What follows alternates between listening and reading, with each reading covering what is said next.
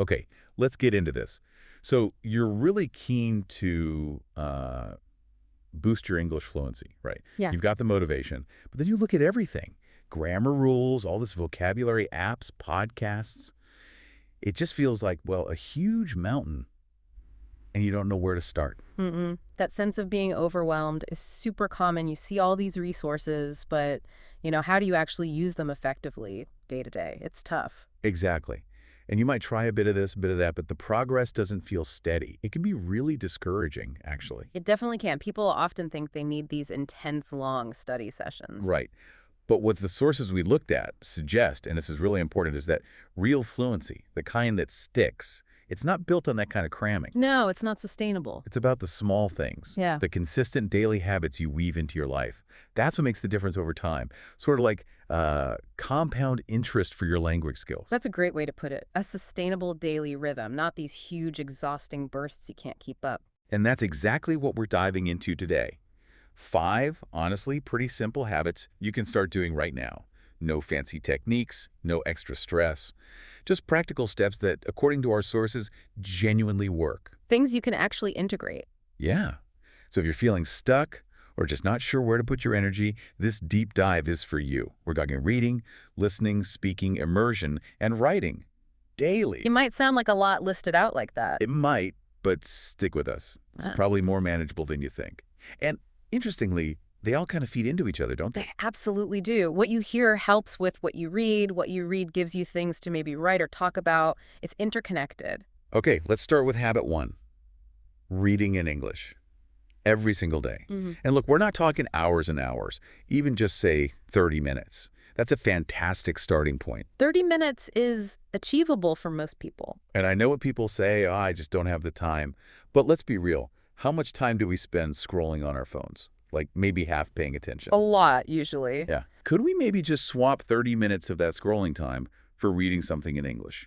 It's a conscious switch, but potentially a really valuable one. That's a very practical suggestion, replacing one habit with another rather than just adding something new onto a packed schedule. And you really don't need to dive into like Shakespeare or super dense novels straight away. Please don't. No, definitely not. Think news articles, short stories. Honestly, even children's books can be great. Find something that holds your interest but doesn't feel like climbing Mount Everest. Right. Keep War and Peace on the shelf for later. Getting discouraged early on because it's too hard is a common pitfall. Find something enjoyable first. Enjoyable and understandable. The key thing here, the absolute core of it, is doing it every day. Consistency, making it a routine, not just something you do now and then. That consistent, even brief exposure really is much more powerful for learning than, cramming once a week. And here's a specific tip that can make a big difference. Try reading aloud. Ah, yes, good one. It feels a bit weird at first, maybe, but vocalizing the words helps so much. You can read a sentence silently, get the meaning, then say it out loud. Maybe repeat it.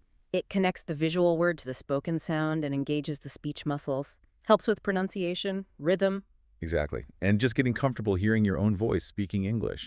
It reduces that awkward feeling over time. Plus, the more you read, even silently, your brain just starts picking things up. Patterns, common phrases, new words. It happens almost passively. That implicit learning is so powerful. You absorb sentence structures and vocabulary in context without feeling like you're memorizing lists.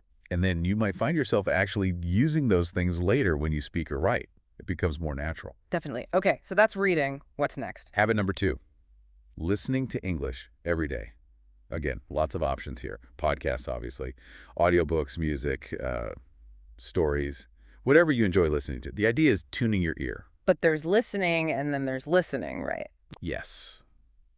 That's a crucial point. Many of us might have English TV or radio on in the background.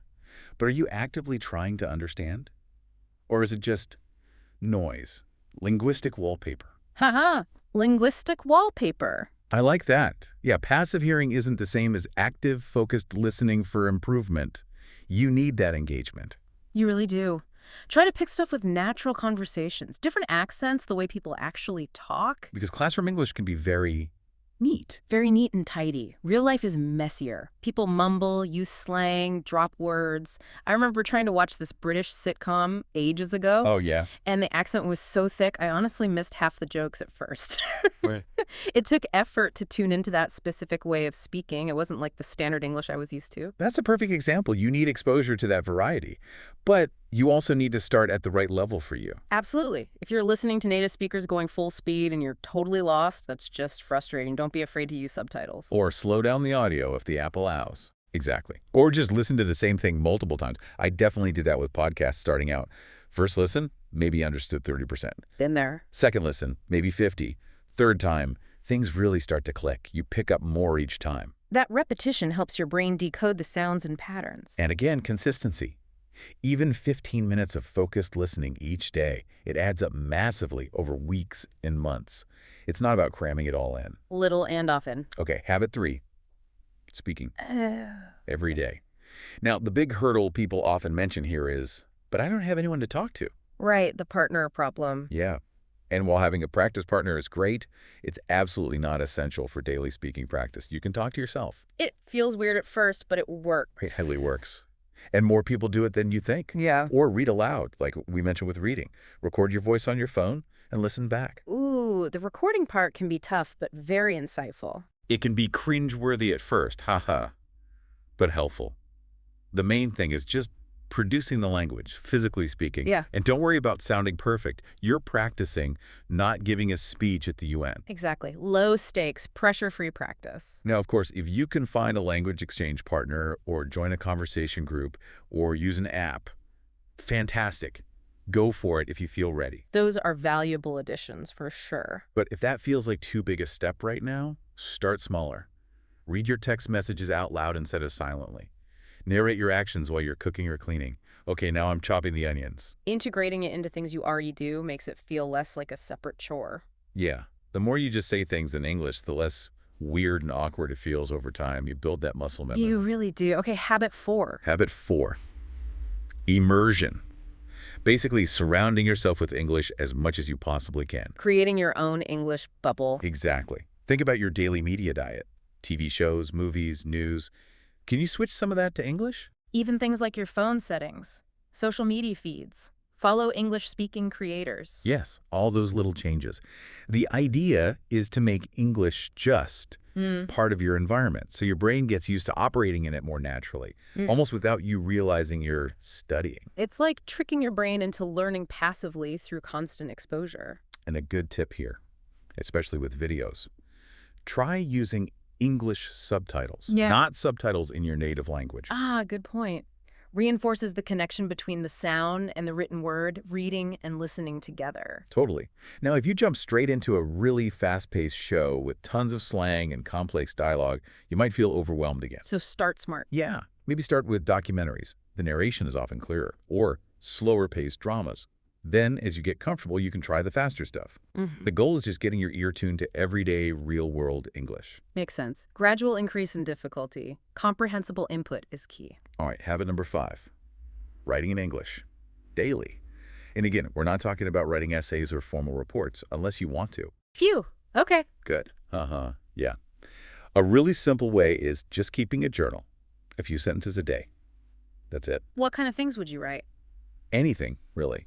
What you did that day, how you felt, maybe something that went well, something that was tricky, even just setting a small goal for your English practice tomorrow. Super simple. Okay, that sounds doable. And writing forces you to think differently than just reading or listening. It does. You have to actively retrieve words, think about sentence structure. It really solidifies things. And the journal becomes a record, right? You can look back. That's one of the best parts. Yeah. Looking back after a few weeks or months, you'll probably notice mistakes you used to make are gone. You'll see new words you've started using. You might even notice you're thinking slightly differently in English. It's concrete proof of progress. That's really motivating. And if you're writing and you think, oh, how do I say this? Look it up. Then use that word or phrase in your journal entry.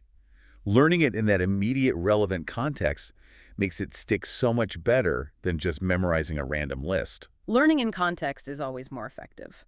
You can also jot down new words or cool phrases you hear in podcasts or see in movies. Your journal becomes your own personal evolving dictionary. Not like homework, just a natural collection. A living vocabulary list. Nice. So those are the 5 habits. Reading, listening, speaking, immersion, writing, daily. Sounds great in theory. But the big question. How do you actually make them stick? Because we all have good intentions, don't we? But life gets busy. If they aren't part of the routine, they just fall away. That's the classic challenge, knowing versus doing. The trick seems to be piggybacking them onto things you already do, your existing routine. Habit stacking. Exactly.